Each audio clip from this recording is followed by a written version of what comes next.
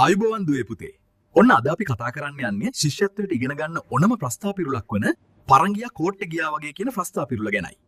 ඔන්න අපි ඒකට පුංචි ලස්සන කතාවක් හදලා තියෙනවා. අපි මුලින්ම ඒ කතාව බලලා ඉමුකෝ.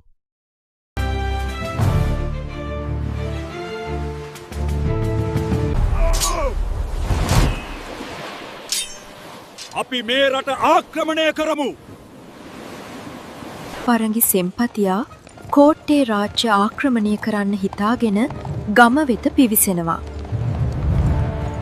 පරංගි සෙම්පතියා තමන්ගේ සොල්දාදුවන්ට කියනව අන්න අතන පේන කඩමණ්ඩියෙන් අපි රජමාලිගය ගැන තොරතුරු දැනගමු. අපට රජවාසලට යන මාර්ගය පෙන්වන්න.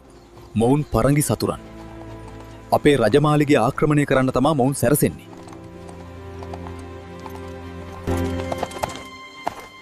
අද මම මොවුන්ට හොඳ පාඩමක් උගන්නනම්.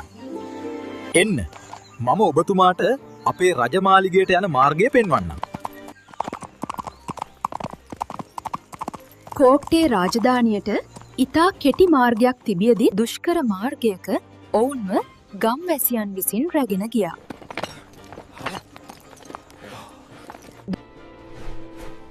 ඔන්න ඒ අතරතුර රජතුමාට සතුරන් පැමිණෙන පණිවිඩය සැලවුණා. සෙබළුනි, වහාම යුද්ධයට සූදානම් වනු. අපේ රාජ්‍යය ආරක්ෂා කළ යුතුයි.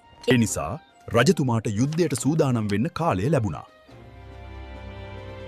මේ සිදුවීම පරංගියා කෝට්ටේ ගියා වගේ පිරුලෙන් හඳුන්වනු ලැබේ. එහෙනම් දුවේ පුතේ, ඔන්න පරංගියා කෝට්ටේ ගියා වගේ කියන ප්‍රස්තාව පිරුලෙන් කියවෙන්නේ කිට්ටු පාරක් තිබියදී දුර පාරකින් යෑමයි. ශිෂ්‍යත්වයේ විශිෂ්ටයා රසික වික්‍රමරත්න 2 3 4 5 නව පන්ති ආරම්භයි.